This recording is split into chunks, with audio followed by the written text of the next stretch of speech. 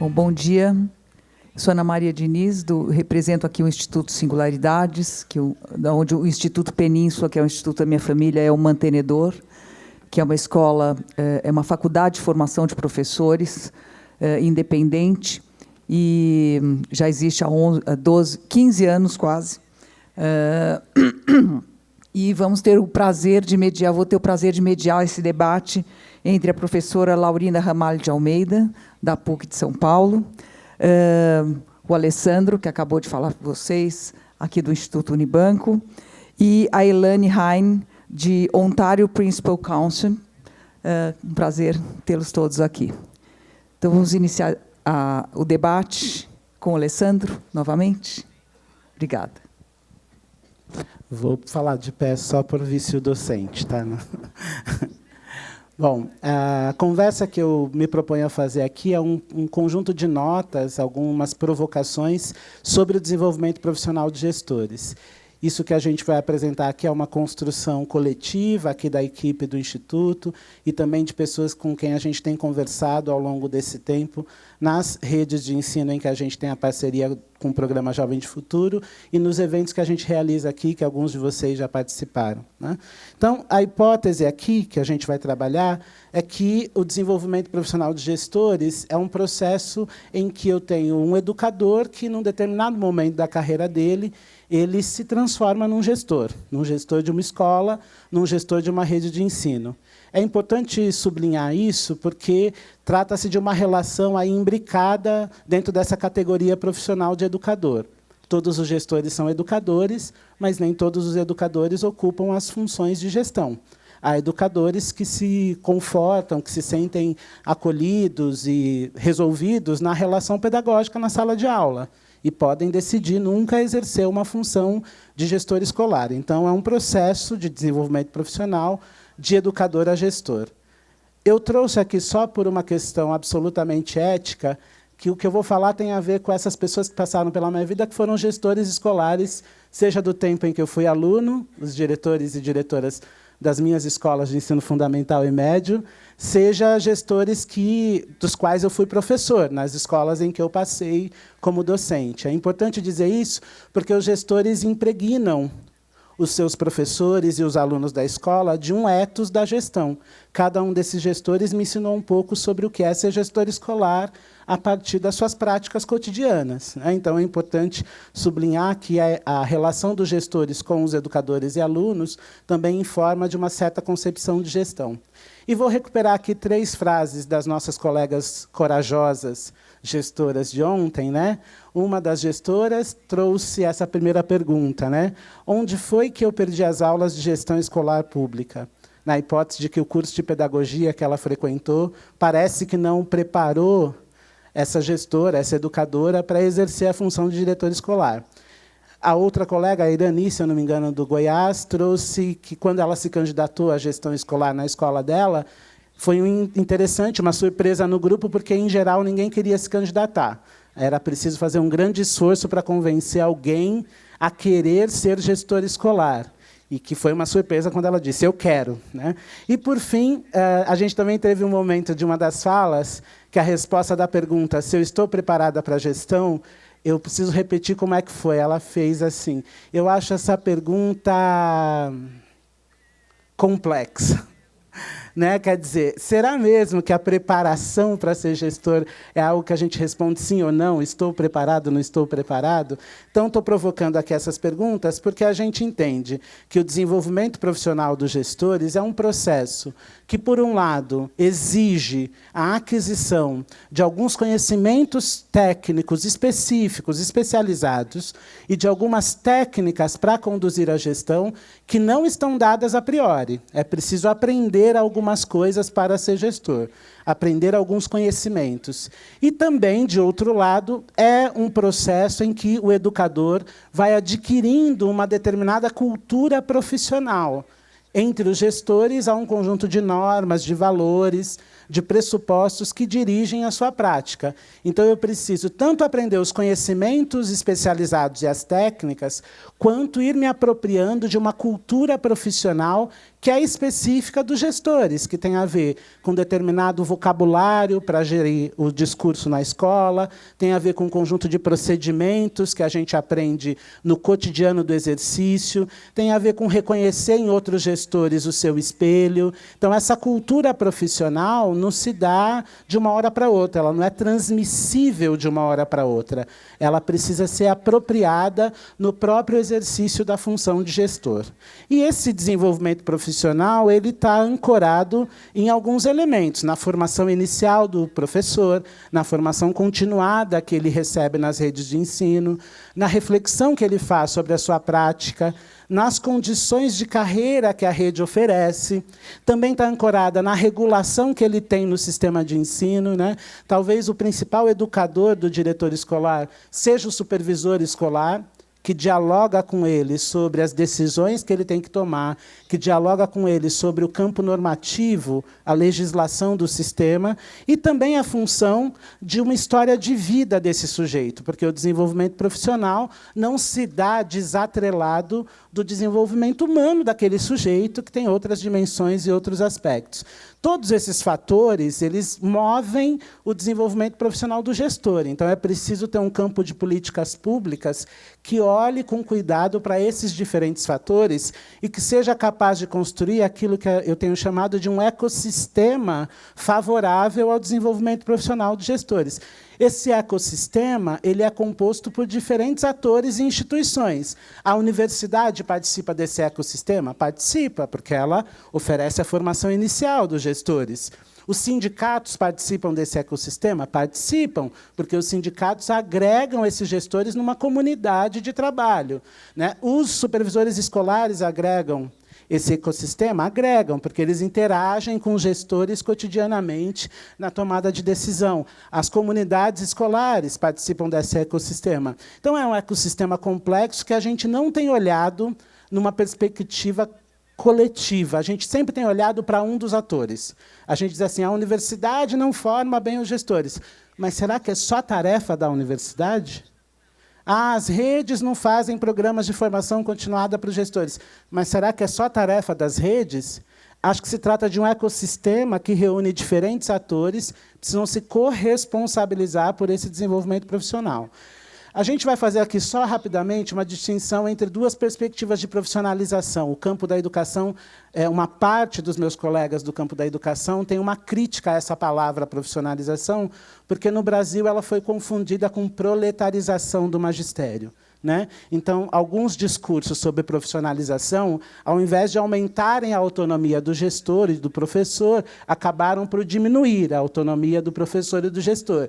E, portanto, não se trata de profissionalização, se trata de desprofissionalização. Então, quando eu digo que estou profissionalizando, mas diminuo o espaço de tomada de decisão do educador, eu não estou profissionalizando, eu estou proletarizando aquele educador.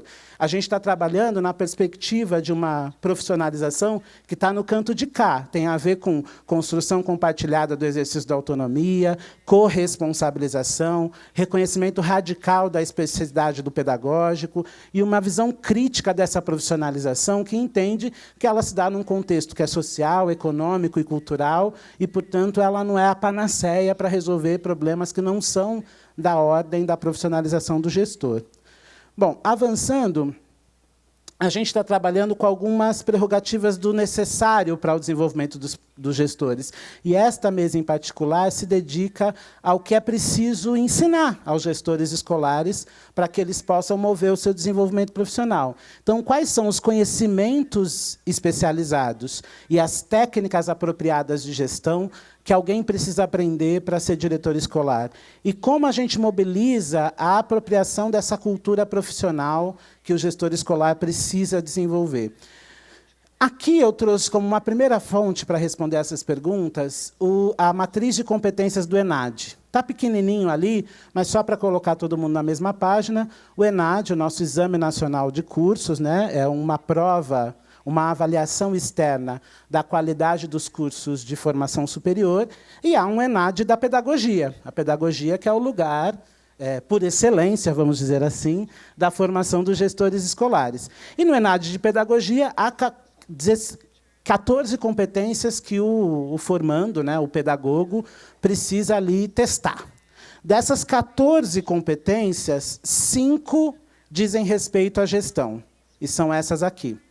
Então, o ENAD de Pedagogia avalia essas 5 competências dentre aquelas 14. Vocês podem ler aí na tela quais são essas 5 competências de gestão, mas eu já posso dizer 2 coisas. As competências de gestão que estão enunciadas ali são muito genéricas para dar conta dos desafios cotidianos da escola.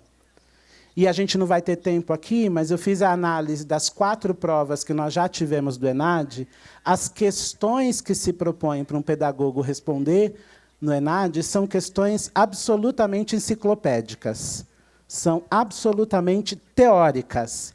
Não há nada de um desafio de gestão que se peça para um aluno que conclui o curso de pedagogia responder no ENAD. Estou trazendo essa contribuição porque o Brasil ainda não tem um consenso nacional sobre quais são as competências que um gestor escolar deve ter. Cada rede tem lá o seu rol de atribuições para o gestor escolar, mas a gente não encontrou um consenso sobre quais são as competências e habilidades, ou os saberes, para quem não gosta do termo competências e habilidades, quais são os saberes que um gestor escolar precisa ter, e, portanto, que o curso de pedagogia precisa, ao menos, iniciar a aprendizagem.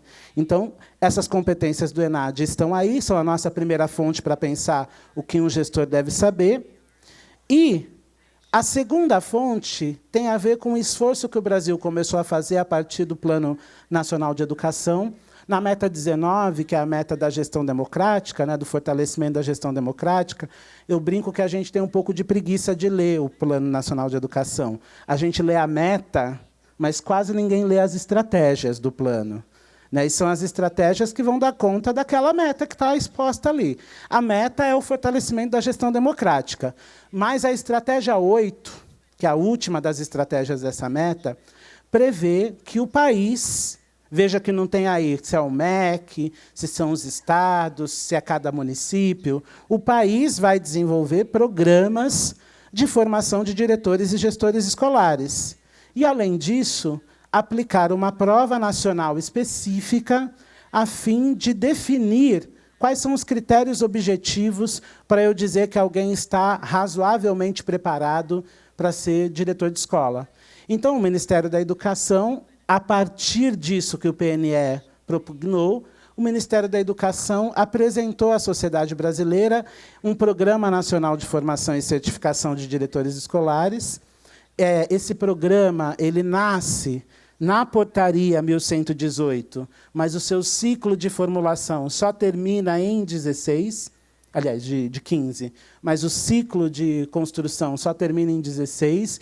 E, em 16, no mês de maio, um pouquinho antes do nosso tsunami da democracia, o Ministério da Educação publicou, no Diário Oficial da União, um documento que apresentava ali competências que um gestor deveria ter para o Brasil. O Ministério da Educação assumiu esse desafio e disse, olha, essa prova aqui e esse programa de certificação vai estar baseado numa matriz de competências nacional. Qualquer município, qualquer estado, poderá fazer uso desta matriz de competências e desta prova nacional para fazer a certificação dos seus gestores escolares. Foi um passo muito importante, mas que não pôde avançar por causa das mudanças institucionais que nós tivemos. Isso ficou parado. Mas eu trouxe aqui qual era essa matriz de competências proposta pelo Ministério da Educação naquele momento. Ela apresentava competências em 5 domínios, que estão aí para vocês. Um primeiro domínio de administração pública e gestão democrática, planejamento estratégico, promoção da qualidade do ensino, cultura profissional e relações com a família, a comunidade e outras instituições da sociedade. Esses 5 domínios, então, congregariam todas as competências que um gestor escolar deveria desenvolver para exercer essa tarefa. Se a gente abrir cada um dos domínios, eu não vou ler todas as competências, mas vou deixar vocês verem aí, a gente tem uma lista de competências. No primeiro domínio são 7 competências, das quais eu destaco a 2, a 3, a 5 e a 6. Né? A 2, aplicar a legislação e as normas referentes às questões da gestão escolar e de pessoal, à educação, ao ensino e aos direitos e deveres de seu público-alvo. Garantir a operacionalidade dos conselhos escolares e grêmios estudantis, garantir a administração de recursos financeiros e prestação de contas, assegurando a transparência e a participação dos conselhos escolares, administrar a escola, garantindo a regularidade de seu funcionamento e instalações que potencializem a eficiência das ações. Destacando só essas 4 do primeiro domínio, como professor de curso de pedagogia, eu digo: nós não discutimos isso com os estudantes. Muito genericamente, a gente diz que é importante o princípio da gestão democrática, muito genericamente, a gente diz que os conselhos de escola devem funcionar, e, muito genericamente, a gente faz uma conversa com eles sobre a importância das relações na gestão de pessoas. Para além disso, nesse domínio, nós não investimos muito mais. Então, a gente não entrega pedagogos com esse conjunto de competências do primeiro domínio. E vale para os demais domínios, esse exercício que eu estou fazendo. No domínio 2, planejamento estratégico. Então, aqui tem uma hipótese de que esse gestor escolar deve ser alguém capaz, como falamos ontem, de instaurar uma rotina de pensamento para a resolução de problemas. Porque o planejamento estratégico nada mais do que isso, né? Eu olhar para a realidade a partir de uma rotina de pensamento capaz de localizar problemas, desenhar estratégias e implementar essas estratégias para resolver o problema e monitorar e avaliar se o que eu estou fazendo está dando certo. Então, era para a gente ter ensinado isso aqui também aos futuros gestores escolares. Um outro domínio de competência, que é a promoção da qualidade de ensino, tem a ver com o monitoramento de metas e objetivos de aprendizagem, e eu tenho feito um exercício de dialogar, agora que não estou mais na docência, com os meus colegas coordenadores de cursos de pedagogia. A gente tem o SAEB, organizado no Brasil, há 2 décadas, e a gente ainda forma licenciados e pedagogos que não conhecem o funcionamento do SAEB. Isso é inadmissível. Para um gestor escolar, em especial, que é o responsável por pensar se a escola está ou não atingindo a sua finalidade social, é imprescindível que ele conheça como é que eu monitoro, penso, analiso indicadores, dados educacionais para tomar decisões. E a gente não coloca isso na formação desses atores. Cultura profissional, ou seja, a gente precisa entender que o gestor escolar ele é uma liderança formativa na escola, ele é um educador de educadores. Então, ele exerce sobre o grupo de profissionais que está ali na escola um papel muito forte na mobilização de uma cultura profissional docente. Se esse gestor escolar não tem os elementos para fazer isso, a gente enfrenta os problemas que cada um dos diretores que estão aqui enfrentam todo dia. Como é que eu lido com um professor que é descompromissado com a aprendizagem do aluno? Como é que eu lido com um professor que insiste em faltar? Eu tenho um professor que falta sistematicamente, os instrumentos legais que a secretaria me oferece não dão conta disso. O que eu faço? Como é que eu mobilizo a mudança de mindset, a mudança de pensamento desta equipe escolar para que ela possa se comprometer com a aprendizagem? E, no último domínio, a relação com as famílias, as comunidades e as outras instituições. Aqui também um campo de investimento importante, né? A gente, como gestor escolar, ontem algumas das gestoras falaram isso, quando os estudantes apresentam questões, dilemas, que não são estritamente do campo pedagógico, quem é que a gente procura para ajudar? Procura o Conselho Tutelar, procura o Sistema de Saúde, procura o Ministério Público. Então, isso é gestão das relações institucionais. A gente deveria ensinar os nossos gestores escolares, desde a formação inicial, como é que ele conversa com as outras instituições. Porque cada gestor escolar é um gestor de política pública. gerir a escola é gerir uma política pública, né? Os estudiosos da ciência política, da gestão pública, diriam que os diretores escolares são a nossa burocracia do nível de rua, aquela que conversa cotidianamente com a sociedade. Então, ele tem um papel de ponta de lança na implementação das políticas. Portanto, ele deve ser conhecedor da arquitetura institucional do Estado para que essa política possa ser integrada às outras políticas. E isso não acontece, a gente não consegue dar conta dessa formação. Do mesmo jeito, ao propor que o gestor escolar tenha a capacidade de mover boas relações com a comunidade, com a família e com a escola, com as outras instituições da escola, essa matriz de competência sinaliza para um dado importante que trouxemos ontem, né? Para enfrentar o dilema ético e estrutural das desigualdades raciais, das desigualdades de gênero, das desigualdades de orientação sexual, o trabalho que o gestor escolar pode fazer dentro da escola é restrito. Ele precisa dialogar com outras instâncias de formação da sociedade, a família, a comunidade, outros espaços nos quais esse conjunto de representações circula. Então, também estava dada na matriz aí de competências do programa esse campo. Então, eu estou trazendo essas duas hipóteses porque aqui no Instituto a gente também tem feito uma reflexão sobre qual seria uma matriz de competências desejável para a formação dos gestores. Vou pedir mais 3 minutos, tá, Tiago? Desculpe. Tudo bem, Ana Maria? 3 minutos. Não sei se eu posso dar. Não, mas... é você que manda. Se você puder, o Tiago obedece. Então, vamos negociar 2 minutos. 2 minutos. Então, a gente tem feito uma reflexão que o desenvolvimento profissional dos gestores ele é multidimensional. Ele precisa de um investimento em eixos que são muito distintos, mas que são complementares. Eu preciso ampliar o compromisso ético-político desse educador com a educação. Eu preciso ampliar a capacidade conceitual e analítica dele para entender os problemas educacionais que se dão no cotidiano da escola. Eu preciso ampliar a capacidade procedimental dele para sustentar os processos que acontecem na escola. São processos complexos: alimentação escolar, transporte escolar, gestão de documentação, gestão da infraestrutura do prédio. Ele precisa dessa capacidade procedimental. Capacidades socioemocionais para gerir as relações pessoais que se dão na escola, entre alunos, entre professor e aluno, entre ele e os professores. Então, um campo de competências socioemocionais. E uma capacidade de articulação institucional para dialogar com as famílias, com o sistema de ensino, com a comunidade, para que ele possa mover a gestão e liderar aquela comunidade educativa.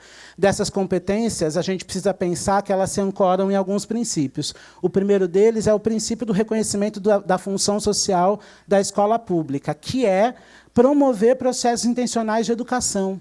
É isso que é a nossa tarefa na escola. Promover processos intencionais de educação com vistas ao desenvolvimento das pessoas. Não é outra tarefa da escola.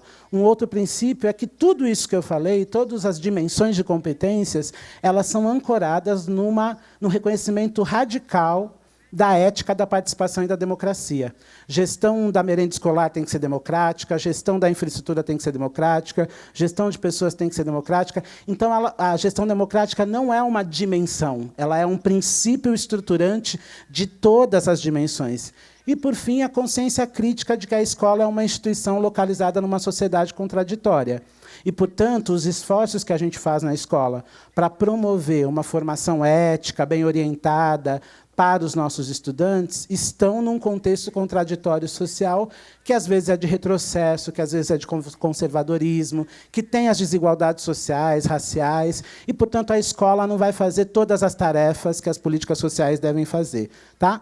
Aqui tem um exercício, depois a gente pode falar. Eu peguei uma das competências que a gente está propondo, de planejamento estratégico, e desdobrei ali do que a gente pensa que deve o gestor aprender. Só para finalizar, a síntese que eu fiz é reconhecer a necessidade de políticas de desenvolvimento profissional. Essas políticas precisam de um consenso sobre quais competências a gente quer mover. As competências de gestão são distintas das competências docentes. E recusar a discussão de gestão dificulta a construção de uma gestão eficaz de um direito, que é o direito à educação. E esse desenvolvimento profissional precisa da autonomia e da regulação do sistema. Obrigado. Muito obrigada, Alessandro. Professora Laurinda, a palavra é sua. Muito obrigada. Bem, os lugares evocam sentimentos. E olhando para essa plateia atenta, esperando o que vai ser dito, o que vai acontecer, eu me lembro primeiro de uma frase do Guimarães Rosa: as coisas passadas têm uma astúcia de fazer balancê, de se remexerem dos lugares. E está falando num cinema, para esta plateia, me fez algumas coisas vividas há mais de 50 anos fazerem balancê. Há mais de 50 anos, aconteceu a minha formatura de curso normal num cinema. Cidade pequena do interior, os cinemas eram os lugares mais apropriados, porque mais pomposos, para as grandes ocasiões. E formaturas eram grandes ocasiões. Naquela situação, naquele momento, eu recebi do diretor uma certificação de que eu estava pronta, eu estava com o direito de exercer o magistério no ensino primário, que hoje seria dos primeiros anos do ensino fundamental. Ele me deu esta distinção e, ao mesmo tempo, ele expressou o desejo de que eu me tornasse uma profissional competente na carreira do magistério. Como disse o Alex, este diretor foi uma pessoa muito importante na minha vida, como foi também na dele alguns, e me indicou muitos caminhos, e que eu segui e fui gradativamente obtendo sucesso.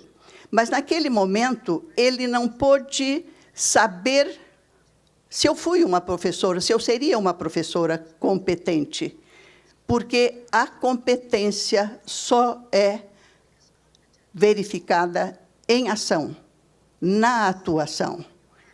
Competência, embora seja um conceito um tanto discutido e um pouco ambíguo, é uma coisa em que os autores concordam, que a competência está no campo do saber mobilizar.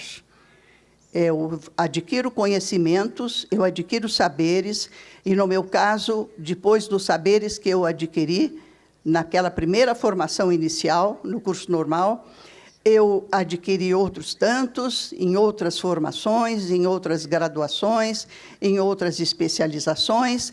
Eu passei pela aquisição de muitos saberes no campo do trabalho, nos diferentes segmentos pelos quais eu passei na rede pública por 31 anos, aqui no Estado de São Paulo, e também nos diferentes meios sociais, meios de lazer, meios familiares, meios de família, enfim, muitos outros meios sociais me constituíram a profissional que eu sou hoje. Mas aquele diretor, há mais de 50 anos, não pôde saber se eu teria sido competente ou não. Evidentemente, eu não me considero, eu sei que cometi muitos erros, mas sempre procurei, e faço questão de dizer isto, eu sempre procurei não pisar no sonho dos meus alunos. E não pisar no sonho significa permitir o acesso desses alunos ao conhecimento de uma forma integrada também com a afetividade, uma integração cognitiva afetiva. Há um autor que diz uma coisa muito interessante, a Desmaili. Ela diz que competência é algo que é um não sei quê, mas que permite a mobilização dos saberes. Eu acho que, como formadores, nós temos a obrigação de tentar decifrar esse não sei quê, que permite que os saberes sejam mobilizados em ação e, portanto, apareça a competência.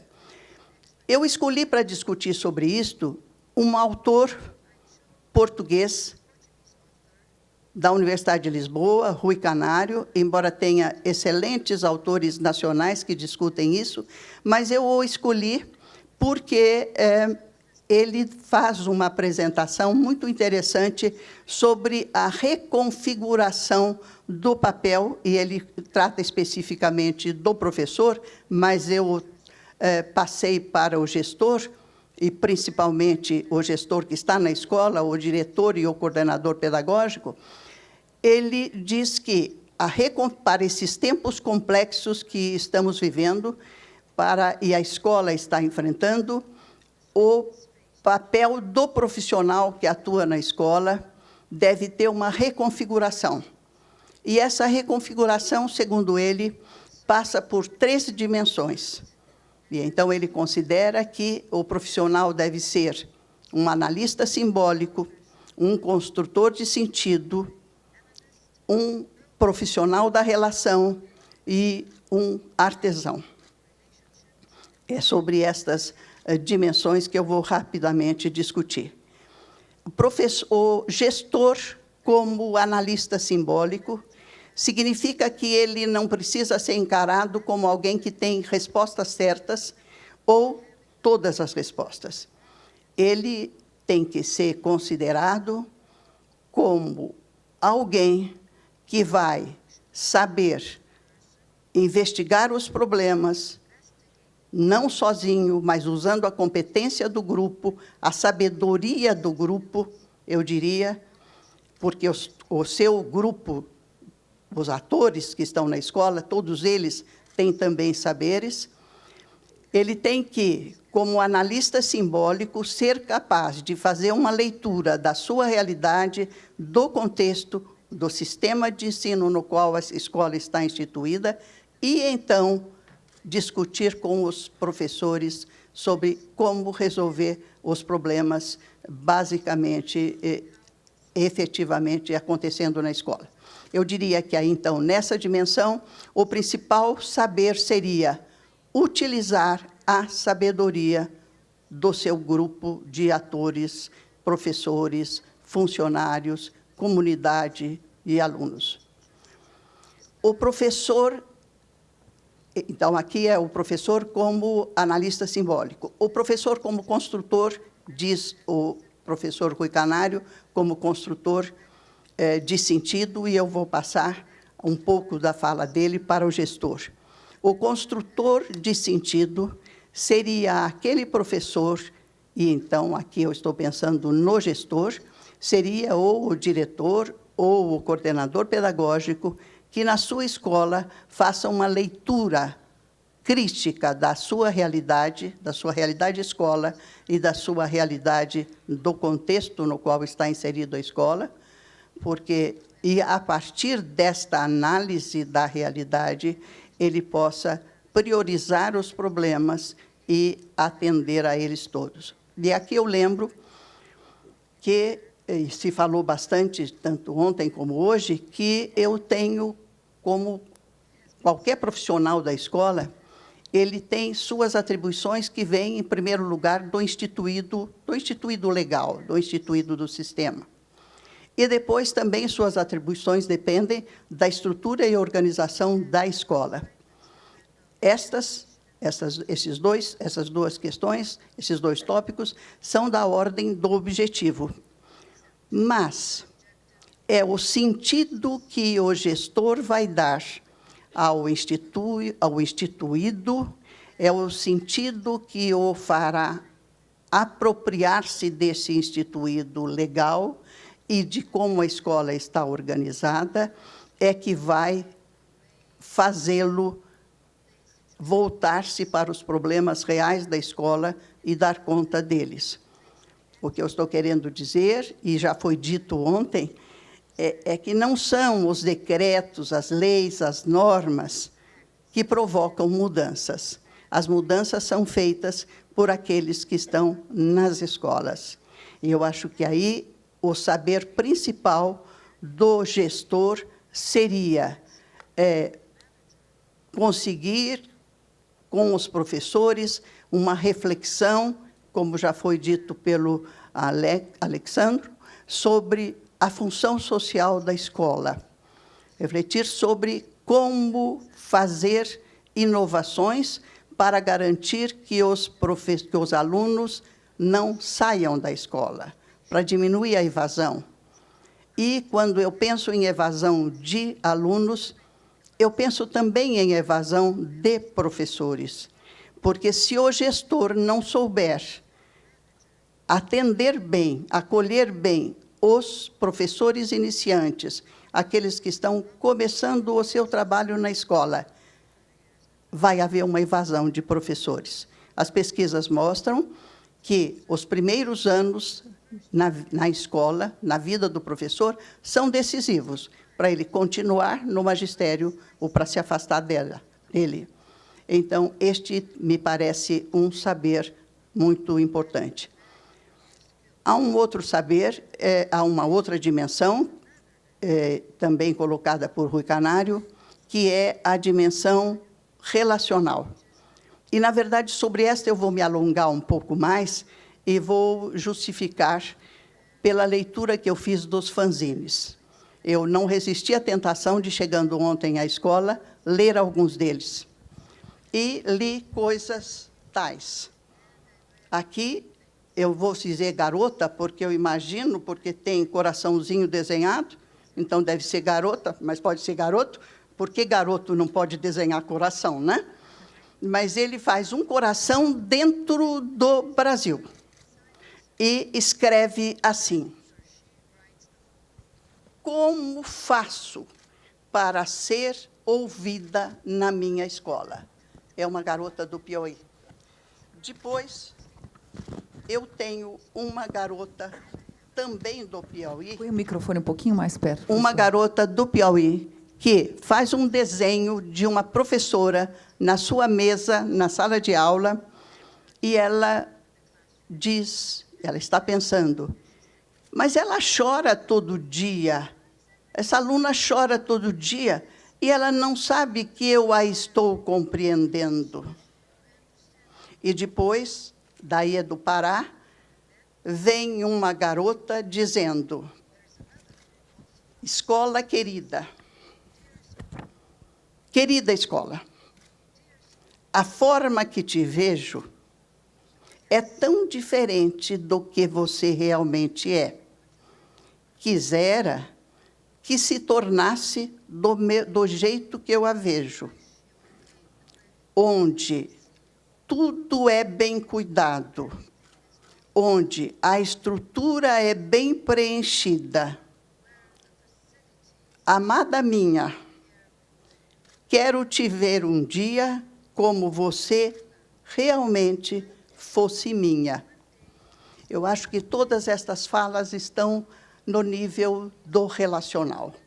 É uma aluna que quer saber como é que ela pode ser ouvida na escola. E daí eu coloco como saberes, um saber que é o de ouvir ativo ou da escuta sensível, que é escutar mais do que simplesmente a frase foi dita.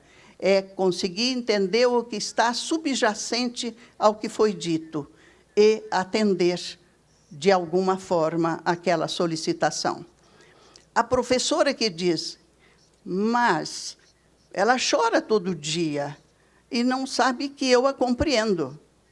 Ela está aqui não sabendo fazer o uso bom da comunicação. Ela não chegou até a aluna para dizer, para perguntar o que estava acontecendo e para dialogar com ela sobre aquela questão. E o que a cartinha linda, amada minha, referente à sua escola, quisera que você fosse como eu a vejo, bem aparelhada, bem estruturada, e quisera que ela fosse realmente minha.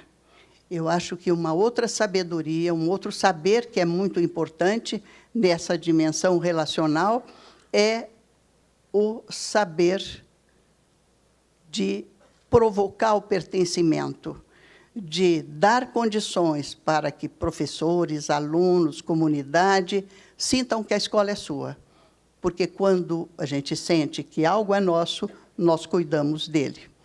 E, ao chegar aqui hoje, esperando a hora da nossa fala, havia algumas frases muito bonitas, todas elas sobre o relacional. A maioria tinha uma que não era sobre o relacional, mas todas as outras eram sobre as questões das relações interpessoais. Então, acho que é esta dimensão, o profissional como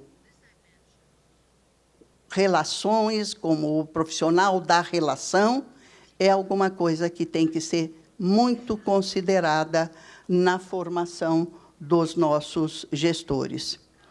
E há uma outra dimensão que ele fala, fazendo uma analogia com a arte, que é o professor, e daí eu passo isto para o diretor e o coordenador pedagógico, o profissional artesão. O que é um profissional artesão? E daí ele vai introduzir uma explicação, de novo, do que ele entende por competência. Competência é um saber novo, é um fato novo que acontece de uma junção, de uma amálgama, de um saber compósito.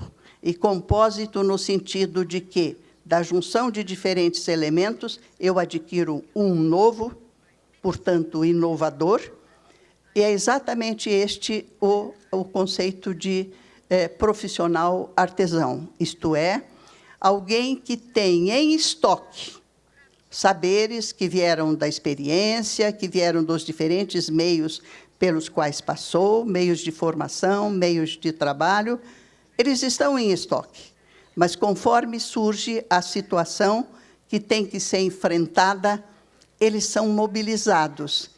E, como artesão, a cada momento, a cada nova configuração da escola, a cada novo problema que surge também um novo jeito de resolver o problema. Mas é preciso ter em estoque saberes. E eu só queria insistir também no saber da experiência, que o saber da experiência não é muito valorizado, não é tão valorizado pelos profissionais da educação como os saberes acadêmicos, o que é uma pena, porque os saberes da experiência, de certa forma, são eles que nos mobilizam para procurar novos saberes, tanto na literatura pedagógica como em outras possibilidades de formação. E, olha, eu quero dizer para vocês que isso de ter um numerizinho assim na frente mostrando quantos minutos a gente tem é realmente uma pressão, porque daí a gente tem que ver o que é que a gente vai deixar de falar. Ou seja, é uma mobilização de saberes, não é? Nesta situação para eu me mostrar competente. Então, eu queria dizer... E vejam, e o que eu quero dizer é que eu respeito profundamente todos os que estão na escola. Eu trabalhei em escola pública durante 31 anos. Os profissionais da escola pública são realmente super-heróis e dão conta de vencer muitas adversidades e fazê-lo muito bem. E, então, por isto, eu gostaria de terminar fazendo, nem preciso fazer uma síntese, porque o Alexandre já fez essa síntese, que, em termos de formação, eu acredito, sim, a experiência me mostra as pesquisas acadêmicas, a literatura pertinente à área, mostra que é preciso, sim, para os gestores, uma formação específica. Uma formação que envolva um conhecimento do sistema no qual eles estão atuando, que envolva um conhecimento pedagógico, mas não pedagógico no sentido de conhecer todas as disciplinas, por exemplo, que vão ser dadas no ensino médio, mas de saber como este conhecimento adquire sentido para chegar no seu aluno e para que ele aprenda. Eu acho que uma coisa fundamental seria um tipo de formação que mostrasse diferentes lógicas, que há diferentes lógicas no professor, no aluno, nas... Posso continuar? Mais 2 minutos. Sim, porque já deu 0 ali. Então, diferentes lógicas, que eu acho que é alguma coisa que ainda na escola não está muito clara, que a lógica da escola é muito diferente da lógica do aluno, da lógica da comunidade, da lógica da família. Então, uma formação para o entendimento dessas diferentes lógicas que se referem não só a formas de aprender, mas também a valores e atitudes. Então, eu gostaria de, pelo fato de ter dito que eu sei que na escola os problemas são muito sérios e constantemente eles têm que ser administrados e resolvidos, eu queria fazer um lembrete. Eu acho que também nos processos de formação deveria se discutir a questão do cuidado. Não só o cuidado com o conhecimento do acervo cultural que nos foi deixado pela humanidade. Não só o cuidado com o saber fazer, mas também o cuidado com o outro e consigo mesmo. Eu acho que gestores, diretores, coordenadores pedagógicos têm que se cuidar, no sentido de não se perceberem como salvadores da pátria e, com isto, se sentirem frustrados por não atingir algumas metas que, por vezes, apregoam. Eles podem ser cuidados, e acredito que devam ser cuidados, primeiramente, pelo sistema, mas também no sentido de promover na escola um ambiente tal de respeito, de compartilhamento de experiências, de acolhimento, que garanta este bem-estar psicológico, que é extremamente importante. Eu termino, porque tenho 1 minuto, dizendo que eu peço desculpas por ter falado de coisas óbvias, coisas que todos vocês sabem e que já foram muito bem discutidas ontem. Mas eu tenho como justificativa uma frase atribuída a Pablo Neruda. As coisas, por sabidas, não são ditas, e por não serem ditas, são esquecidas. Muito obrigada. Muito obrigada, professora. Muito inspiradora a sua fala.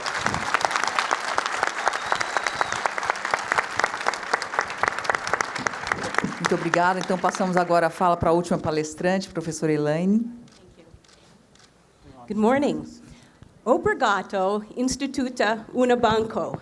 I'm so delighted to be with you among such distinguished guests. Now, I will need the yes, thank you. Do you have the changer? Yes, let's see. Is it? Okay, I'll get in a second. I'm so delighted to be with such distinguished guests here this morning. And I want to let you know, I'm going to do another analogy. Thank you very much. I'm going to do another analogy because I feel like I'm in an excellent professional learning community. And I'll tell you why. First thing is, my curiosity has been piqued. So I'm going to go back and I'm going to bring your ideas back, your principles, the inspirational pieces. You've asked me to reflect, to do a discernment, a professional discernment and an individual discernment around teaching and learning. The arts are everywhere in here, the beautiful music that we have, the embroidery, that's so important to life, those aesthetic pieces, the people that have been helping for me to understand the differentiation. I need to have the translation done in order to understand these people over here that are doing the signing. Amazing. The kinds of things that are going on in your school are the things that are happening with this paradigm shift.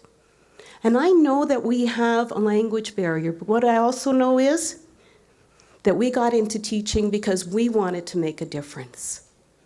We are about improving life choices and life chances for all students. We are agents of change. I want to congratulate each one of you in education, each one of you who is a principal. It's a tough job, but it's the best job. And we're learning here together because we're being vulnerable. We're asking questions. We're having courageous conversations. We're learning from each other. Yesterday, we talked about community knowledge, collective responsibility.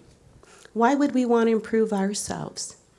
So that we can make our schools better, so that we can work and support each other.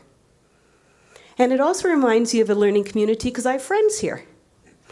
I have Cesar Nunes, who did some great work for us in Canada and shared the ideas in Ontario. I've made new friends. Morella and Alan and Miley and Flavia 1 and 2, who helped me to figure out the technology. I can't be by myself in this world anymore. This world is complicated, but more importantly, there's complexity. So when we think about complexity, what does it mean to each one of us? It means that we have to go deeper, that shallow learning isn't good enough. When I went to school, I had to figure out what my teacher wanted, and that took a lot of time and energy, wasted time. But I knew that if I gave my teacher back what he or she wanted, I was going to do well. But that's not the world we're in anymore. And we're all in it together. And why I think it's a learning community is you're doing the same work that we're doing, so we can learn with and from each other. So I'm going to talk to you today a little bit about our principal learning teams and what happens in the LSA project in Ontario. So this is Ontario, this is where I'm from. Actually, I was born in Ireland, and then my family immigrated to Canada. So in Ontario, we have about 7,000 principals. So that's vice principals and principals. And we also have superintendents and directors of education. So within Ontario, you might ask, well then, how do you get to be a principal in Ontario? So I'll tell you. You have to have a degree, obviously, in education. You have to be a teacher. You have to at least completed your master's in education or hold another master's or a double specialist and half a master's. You have to have 5 years of successful teaching. And we have the early years, JK, kindergarten, primary, junior, intermediate, and senior up to grade 12. So kids are about 18 years old. And during those years, you have to teach those 5 years in 2 of those divisions. But that's not it. Then you apply. And you spend approximately over 100 hours after school on the weekends in the summer doing programs, Principal Part 1 and Principal Part 2. And what do we do in Principal Part 1? Well, we look at what does it mean to be an agent of change? What about special education? What does a community look like, a learning community? How do we use data? How do we organize a school? And all of these pieces are done along with pedagogy. And we do case studies. Principals write case studies, real, authentic problems that have happened in the school that we dialogue around. And you know what we learn? We learn that we can't do that job by ourselves. We learn that it's important to rely on each other because issues are complex and no one person has the answer anymore. And then, during that time, we also do what we call a practicum. So there are principals around Ontario who mentor people who want to become principals. And they also look on their staff and they say, I think that person would be a good principal. So I'm going to mentor that person and I'm going to say to them, why don't you think about taking the course? I'm there for you. And the people in the course do this practicum. So they choose an area of interest and they go deeper in it and they're supported by principals. Then once they've completed that, they do Principal Part 2. And we go deeper into data, pedagogy, and the changing role of the principal, because it is a changing role, and the community involvement. So, when we work on the LSA project, we have partners. So we have the government, and I happen to have worked for the government.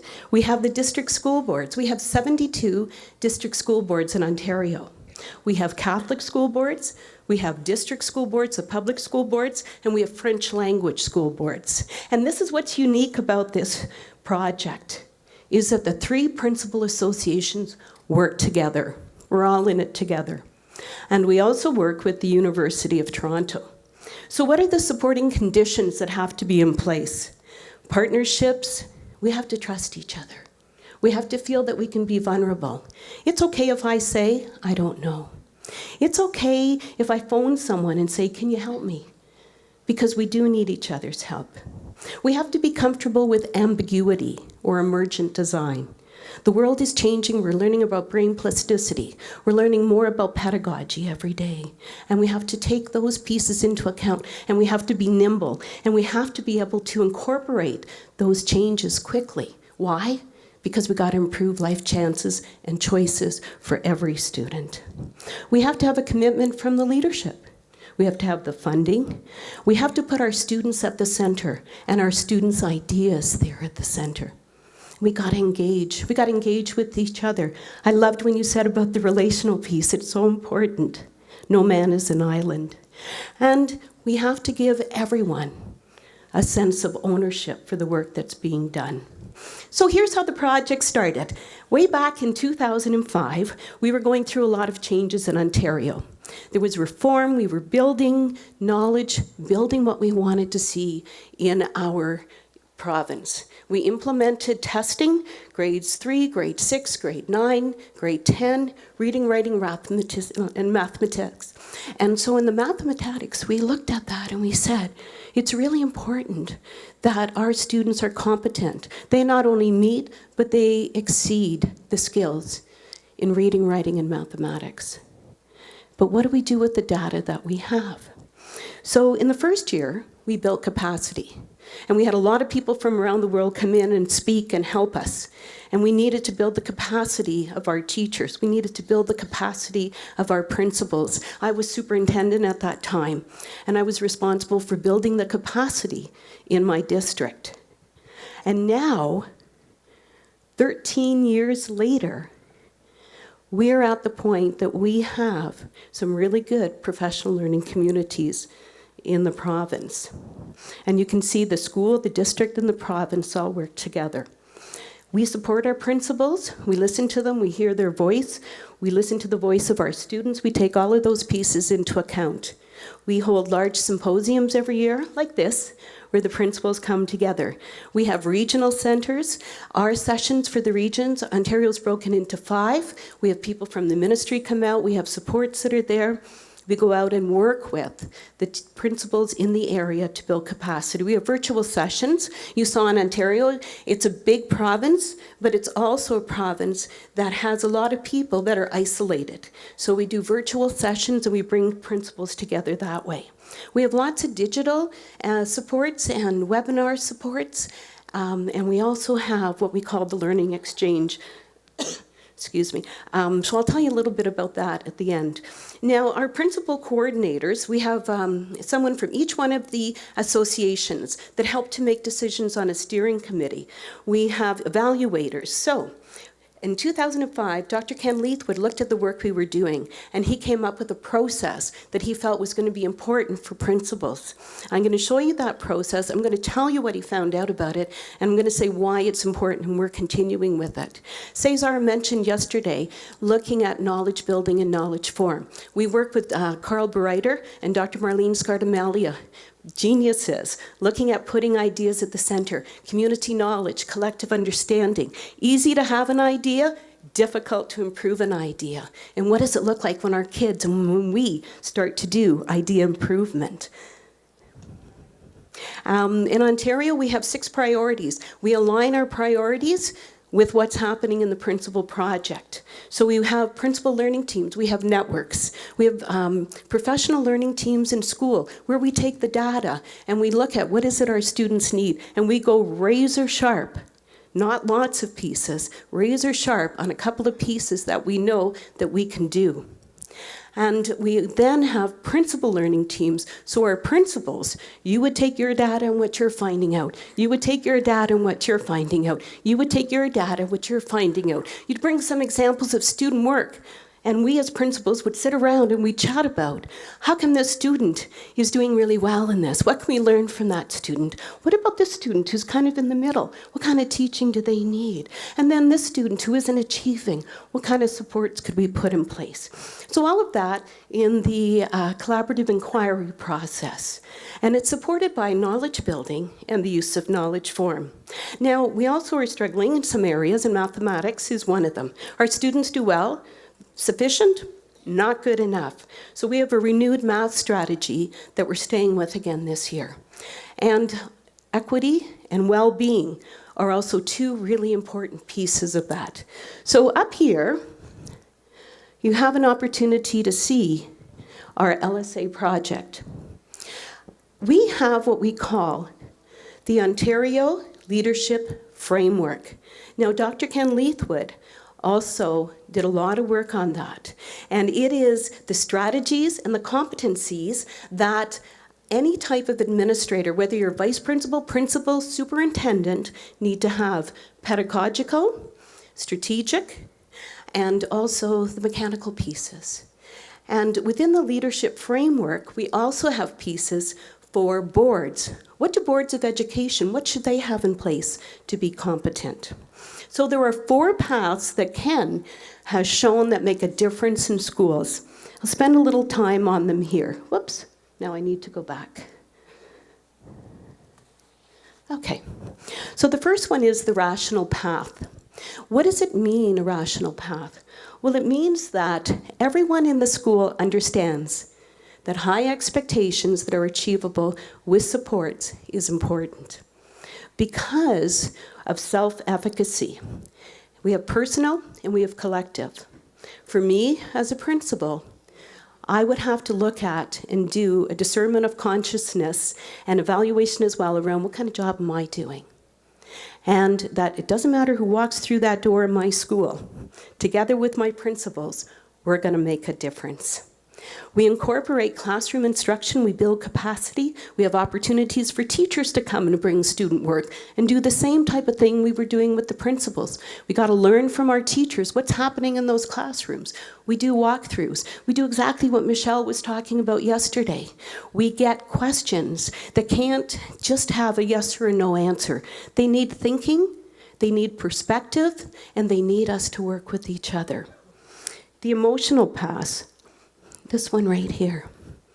The collective efficacy that I talked about, what it feels like when you make a difference, that breakthrough, and we all know it as a teacher, what it feels like when someone gets it, when we've made that difference. And don't forget that, because that's why you got into this job the same place.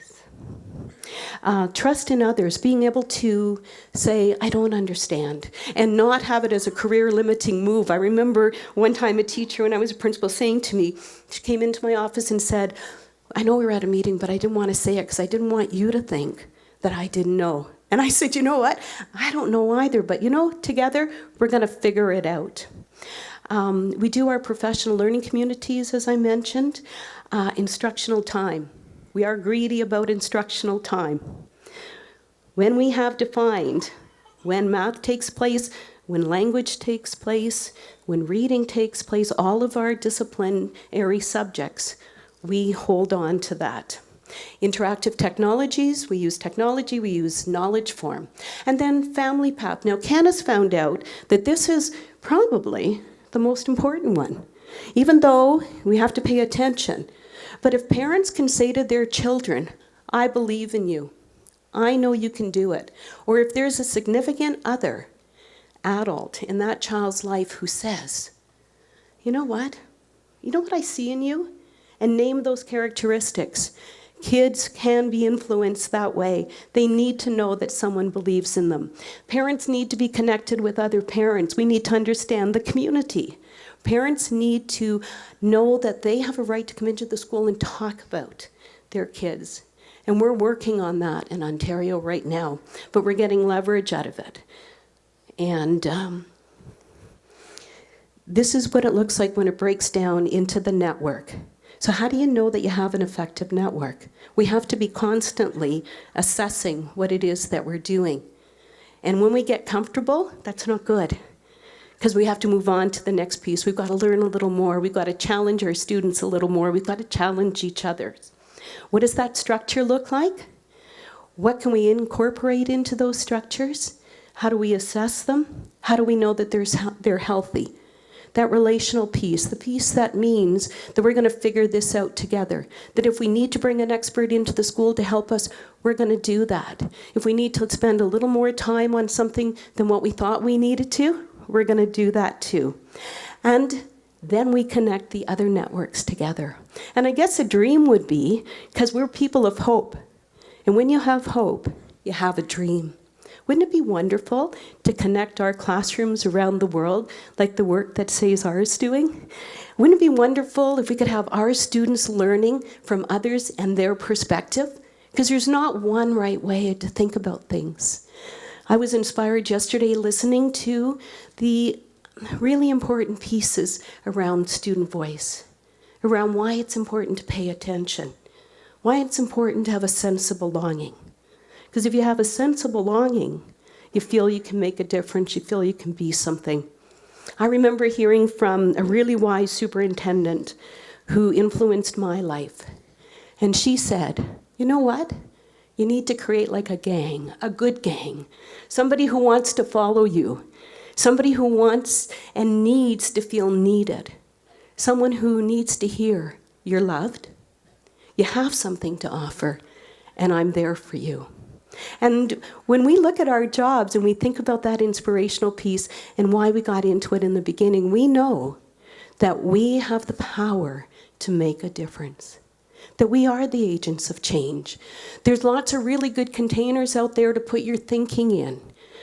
It's important to raise the bar, to have really rich thinking, thinking that takes the mind somewhere else, because our minds can't help but engage.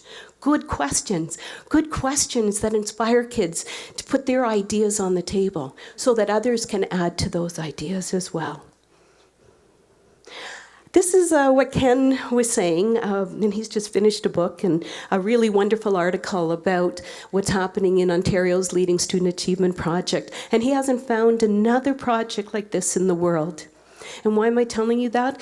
Because I'm proud of the work that's going on. But I know that learning is reciprocal. We're struggling with things. We want to learn from you. We'd like to share some things with you. There are bumps in the road, and there are things that we have to look somewhere else towards. Are all the answers going to come quickly? No. But it's that grit that we want our kids to have, the grit that we need to have, the resilience that we need to have, the feeling of being supported. That's so important in our world today. I mentioned a couple of minutes ago that we have resources. So I did bring some of them, all of our resources, all of our videos are on a platform. You can access them. You can use like Google interpretation on them. And I brought some brochures on our LSA project. I'm delighted to have been able to have this opportunity. You're a wonderful audience. I'm going to miss the hugs when I go home because you're relational people, and I thank you. Thank you. Congratulations. Thank you very much.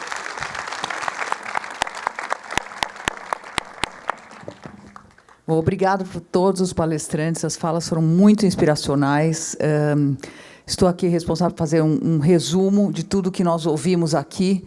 E acho que ouvimos coisas muito importantes. Acho, de um lado, ouvimos, no começo da fala do Alessandro, que os cursos de pedagogia não preparam o diretor de escola, não preparam para essa carreira de gestão e que existe uma preparação profissional para a carreira de gestão. Isso não é nenhuma crítica aos cursos de pedagogia.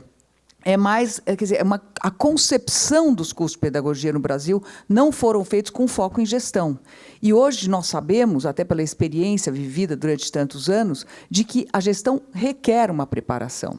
Então, nós precisamos colocar foco nisso, e assim eu queria parabenizar essa iniciativa de discussão aqui do Instituto Unibanco, com cabeças todas brilhantes, inspiracionais, pensando este tema, que é muito, muito, muito importante. Nós precisamos avançar e caminhar nesse tema. Dentre todas as falas aqui, ouvimos muitas coisas da ênfase que o gestor educacional precisa ter na questão das relações, dos recursos humanos, de como administrar as relações nas escolas, enfim, na própria secretaria, ou até como supervisores, e até também como coordenadores dentro da sua função de gestão de coordenador. Então, criar um elemento de confiança, criando ambientes propícios para discutir problemas reais, é muito importante dentro das escolas, e essa é uma habilidade que o gestor precisa ter. Mas queria trazer luz também para uma outra ênfase que foi colocado aqui para a professora Haim, na questão de administrar os recursos da informação. Todos os gestores de escola precisam ter uma administração muito séria em cima da informação.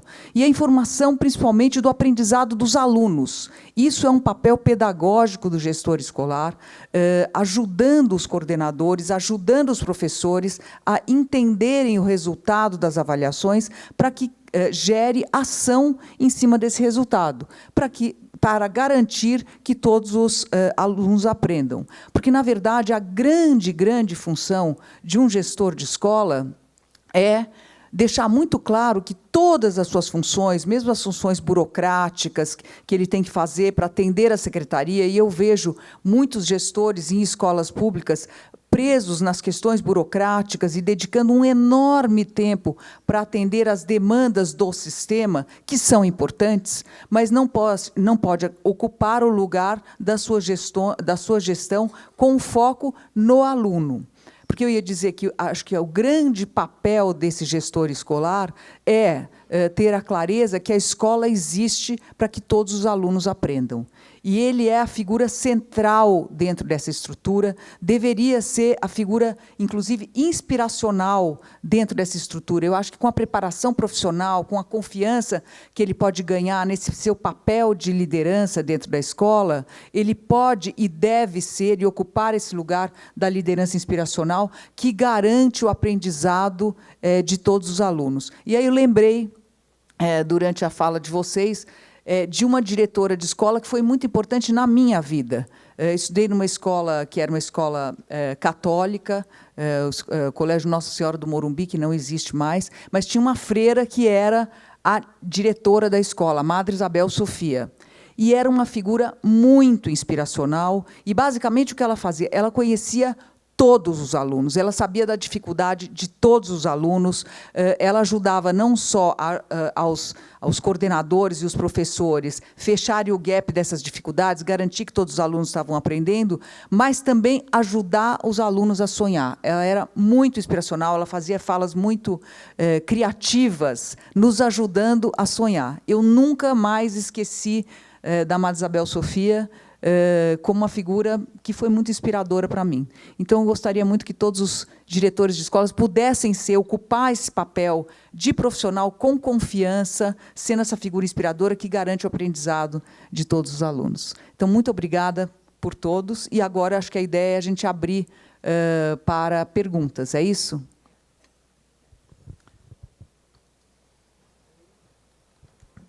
Olá. Então, novamente, eu queria pedir para aqueles que quiserem perguntar se direcionarem a esse microfone ou ao outro do outro lado.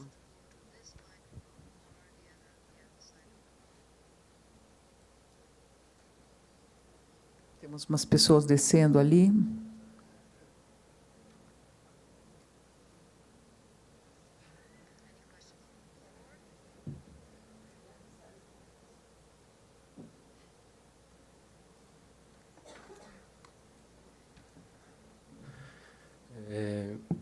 O Alexandro falou que o MEC assumiu, né, o papel e definiu algumas competências.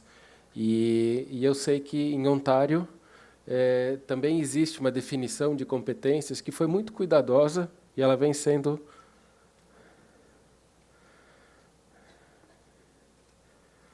posso continuar? Tá acontecendo a tradução? A tradução aqui da professora Haim não está boa. Ela não está conseguindo. Tem... Ok, agora. Então, a minha pergunta é, aqui no Brasil, né, o Alexandre comentou que o MEC definiu algumas competências gestoras que seriam usadas, inclusive, para certificação, né? E eu sei que em Ontário vocês têm alguns documentos, né, umas tabelas de definição das competências da liderança. E eu queria que você comentasse um pouquinho o que tem na competência das lideranças, né? E aí são definidas para cada uma das redes, mas seria muito interessante a gente conhecer um pouquinho, se você puder comentar um pouco.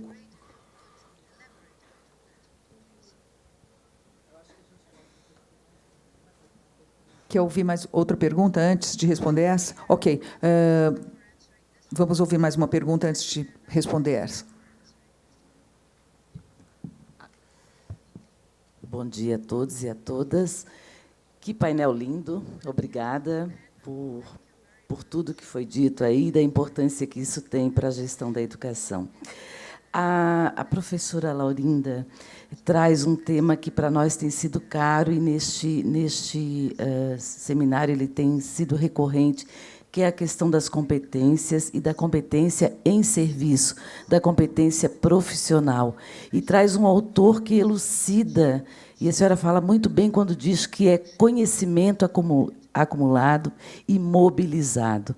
Portanto, sua medida é absolutamente complexa. No Brasil, nesses últimos tempos, há uma confusão da competência profissional para a competência em sala de aula, para a competência como algo do fazer pedagógico. A senhora podia esclarecer um pouco sobre isso para nós, essa diferença do que é competência no sentido da profissão, que faz todo sentido, e da transposição disso para aquilo que é a sala de aula e o fazer do professor com a aprendizagem dos alunos? Se for possível, obrigada. Podemos passar para as respostas? Sim, por favor. Mais uma pergunta. Bom dia à mesa. Eu queria parabenizar pela discussão interessantíssima para a gente. E eu queria, na verdade, não era bem uma pergunta, mas um relato. Recentemente, eu estive na província de Nova Escócia, no Canadá, visitando algumas escolas, e principalmente as escolas de high school, onde eu tive a oportunidade de visitar 10 escolas de high school e uma de ensino fundamental, né, elementar. E o que me chamou muita atenção nessa província foi a questão da valorização da diversidade nas escolas, né? Eu consegui perceber, principalmente nas portas das salas de aula, a bandeira da diversidade, muito forte isso lá, e a questão da própria gestão. Como é que os gestores se envolvem com os alunos, né? Como que se envolve com as comunidades estudantis, os conselhos de estudantes, que é muito forte nas escolas canadenses, e eu gostaria que a senhora destacasse um pouco sobre isso. Isso me chamou muita atenção, e favorecendo o ensino-aprendizagem desses estudantes. Ok? Principalmente a questão das lideranças estudantis. Ok, obrigada. Acho que podemos passar para as respostas, senão eu nem vou guardar mais a ordem aqui. Vamos aqui, primeiro as competências de Ontário. Okay, thank you very much. I'm going to talk a little bit about Nova Scotia, Ontario. We have 10 provinces, we have territories in Canada, and we have secretaries of education for each one of those provinces. But we don't have a national strategy on education, but our secretaries of education, our ministers of education, they come together. And we do believe in a strong student voice. So that's something that we've been working really diligently on in the last, well, probably forever, but it's come to the point where it's important to illuminate the voice of the students. We need their voice. So what does that look like? We have student parliaments in elementary school. We have student parliaments in secondary school at the university level. We have an opportunity for our students to meet with administration to talk about what is the student body saying, what are the issues that are coming up. We also have 72 school boards in Ontario, so 72 districts that we have, and within those districts, we have representation, people that are voted in. They're called trustees. I'm not sure about your system, but they're the voice of the community, and we meet with them, depending on the board. Could be weekly, could be bi-weekly. And why I'm telling you that is because we also elect 3 student trustees. So our students are also a part of that conversation, and valuing. The inclusiveness is so important. We have to love diversity. We have to value the voice of everyone. And our school system is predicated on that because I guess Canada is. We're a land of immigrants. Everybody came here from everywhere in the world. And we know that diversity is important because it makes us stronger. Because one person's voice having a direction is limiting, it's myopic. And so we reach out, we have conferences for our kids, we have them come together, we have them share their thinking. We also value what it is that they have to say. And we ask them to be representatives. And we have a lot of work on that Learn, Teach, Lead, or the learning exchange I talked about, where the kids talk about their Ontario experience. So I hope you had a good time in Canada. We love visitors, and I hope I answered that for you.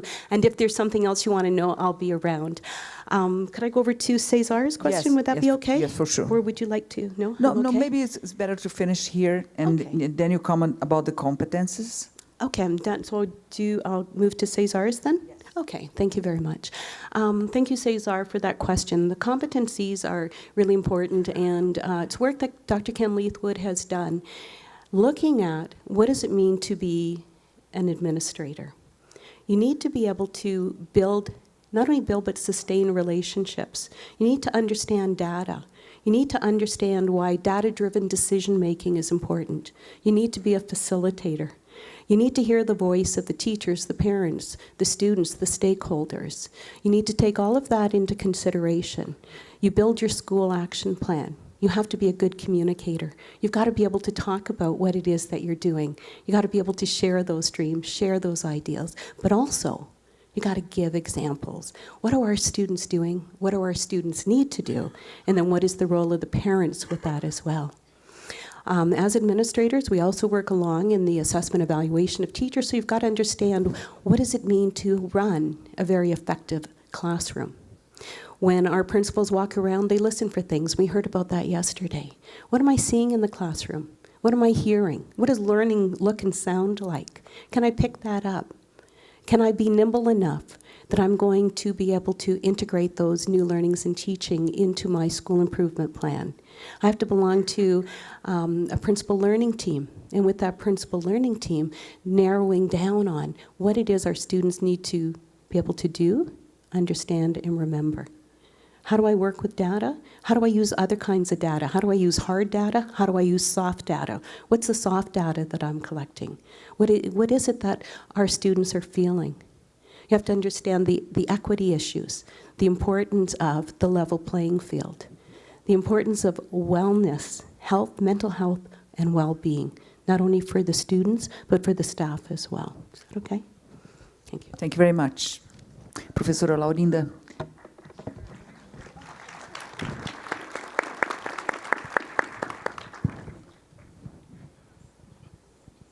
É meio difícil olhar para quem perguntou.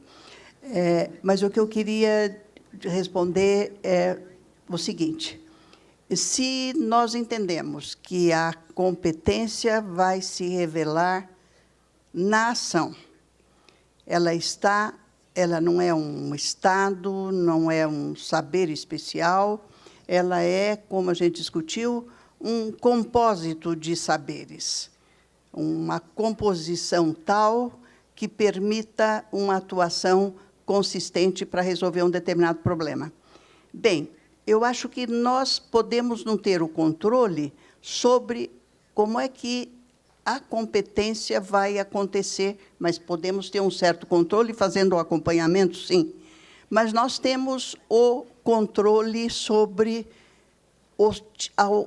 em função de um consenso, da literatura que discute os papéis de de gestores, de pesquisas feitas, da experiência de formadores, nós temos um consenso de que saberes são importantes para que, em chegando na atuação de uma escola, com problemas bastante complexos, como foi dito aqui, surja uma atuação que dê conta de resolver aqueles problemas.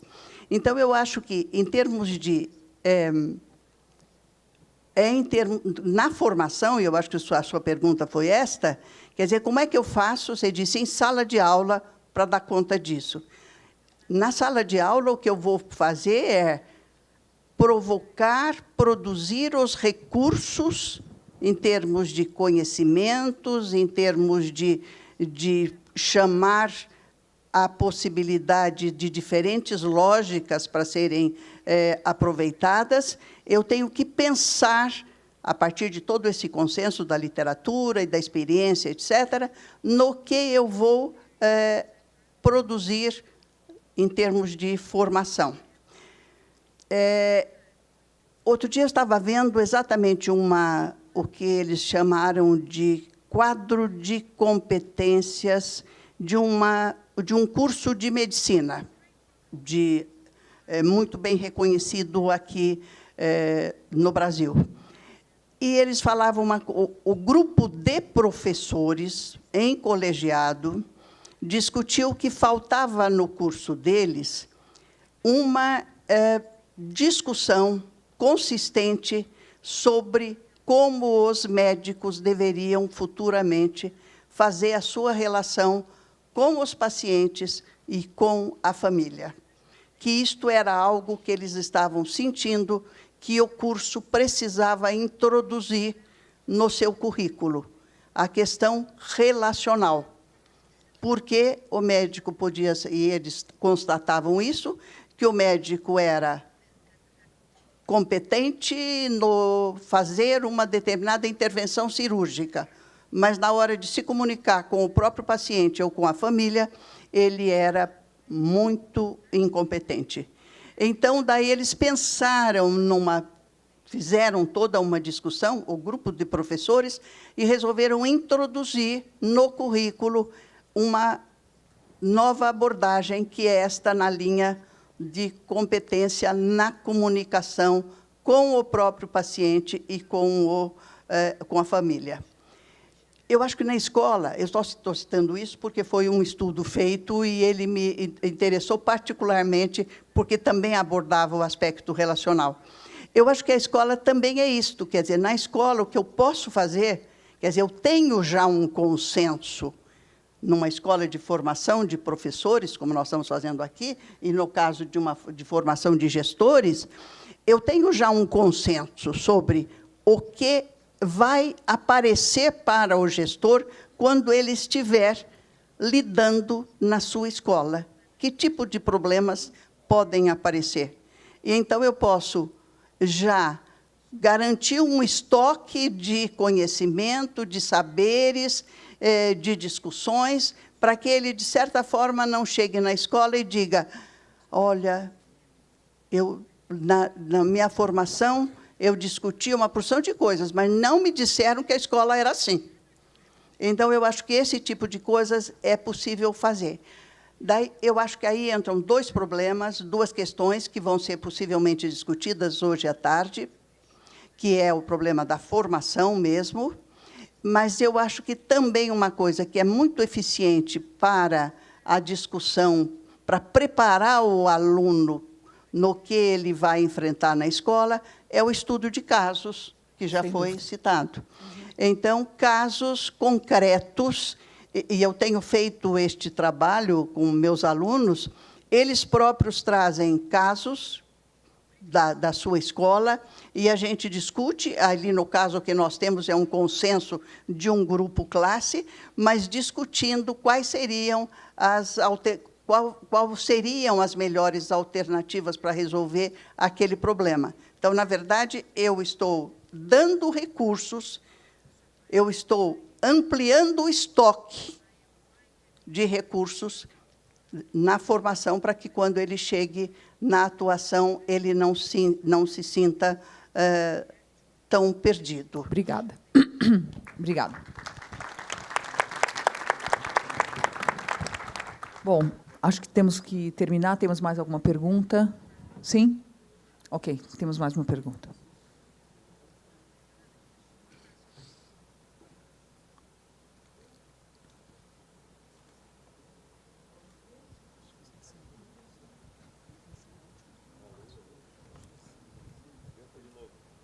Vamos para a última pergunta. Precisamos de som nesse microfone aqui do lado direito. Bom dia.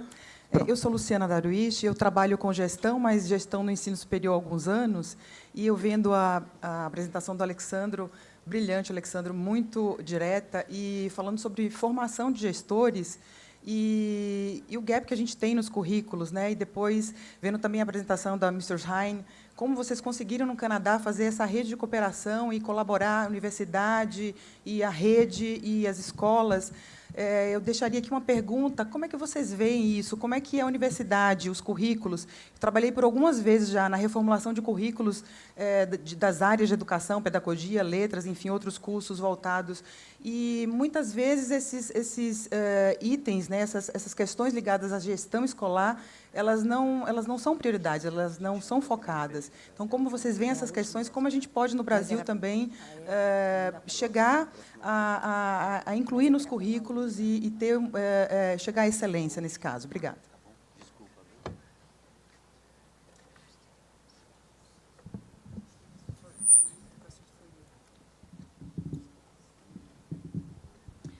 Thank you very much for the question. We have a long-established relationship with the University of Toronto and the other universities that we work with. I don't work in the branch where we do teacher training, but we are always in dialogue, and through the Ministry of Education, when we do research, we leverage it up, and so we pull on the professors so that they can incorporate the new learnings from the research into their programs. So we have seen a modernization that's happening. We've moved now from a 1-year teacher training to 2 years, and that just happened a little while ago. We're working right now. There were just a number of announcements from the Ministry of Education, and it's around modernizing our curriculum. Some of the examples that we were using in the past, they don't really engage students. So we're trying to figure out through technologies and that. Now, we do have a number of professors that are working with us, and they will take that information back and incorporate it. So we will have papers that are done. We will have research studies that are done. We will also have panels. We write expert voice monographs, they're called, and they're all on that Learning Exchange site that I mentioned.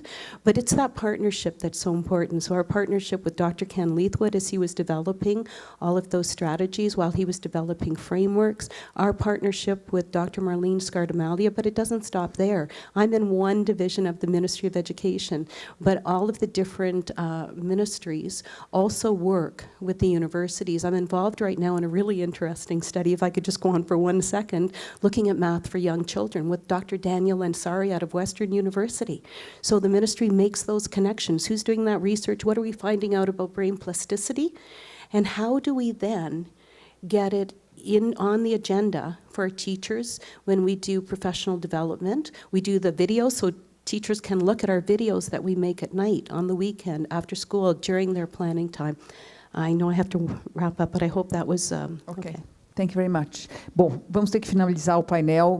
O Alessandro ainda tem alguns anúncios para fazer aqui, mas gostaria de finalizar agradecendo a oportunidade, Ricardo, Instituto Unibanco e todos que pertencem aqui ao time, pela oportunidade de discutir esse tema tão importante, tão central. Eu espero que a gente possa continuar com essa discussão para definir a importância da gestão e chegar a um certo consenso de quais são esses saberes, essas competências, essas habilidades que o gestor público da área educacional precisa ter para que a gente possa continuar na nossa caminhada de agregar valor à qualidade da educação brasileira. Muito obrigada. Alessandro, a palavra é sua.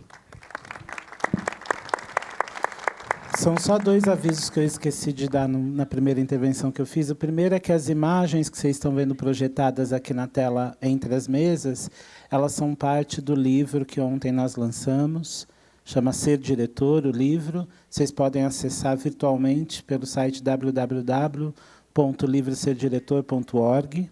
E o outro aviso é que vocês receberam hoje, saindo do forno, a última edição do nosso boletim Aprendizagem em Foco, que fala especialmente da aprendizagem colaborativa do ofício de ser diretor, né? Se tem um papel importante da formação inicial na qualificação do gestor para a atuação profissional, tem um outro papel das redes colaborativas, como a professora Raine trouxe, de aprendizagem entre gestores. Então, vocês receberam a aprendizagem em foco hoje. Tá bom. E só lembrando que nós já lançamos, há algumas edições atrás, um outro boletim que discute a importância da discussão sobre a diversidade religiosa na escola.